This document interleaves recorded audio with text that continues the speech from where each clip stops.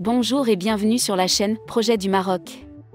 Aujourd'hui, le 14 mai 2023, une actualité économique importante est à l'ordre du jour.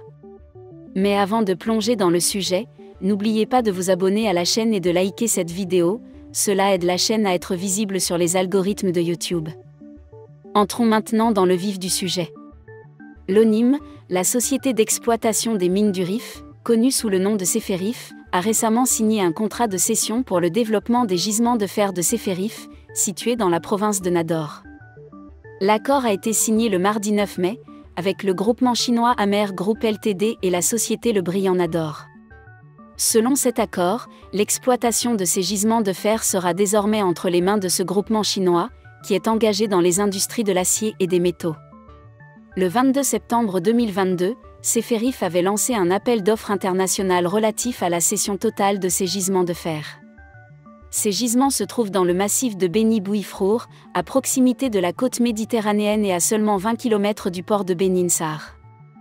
Les mines de fer de Wixan, Soto-Lazare et d'Aksara, exploitées dans les années 1970 et fermées dans les années 1980, vont donc reprendre du service. Ces mines sont situées à 20 km du port de Nador et à 50 km du futur port de Nador-Ouest, dans la région de Beni Bouifrour. Selon Seferif, les ressources en place dans ces gisements de fer, évaluées sur la base des données disponibles des sondages et des travaux miniers, s'élèvent à 35 millions de tonnes.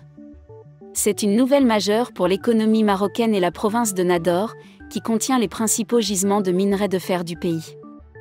Voilà pour l'actualité économique du jour. N'oubliez pas de vous abonner à la chaîne Projet du Maroc pour rester à jour sur les développements économiques les plus récents. Et surtout, n'hésitez pas à laisser un commentaire et à liker cette vidéo.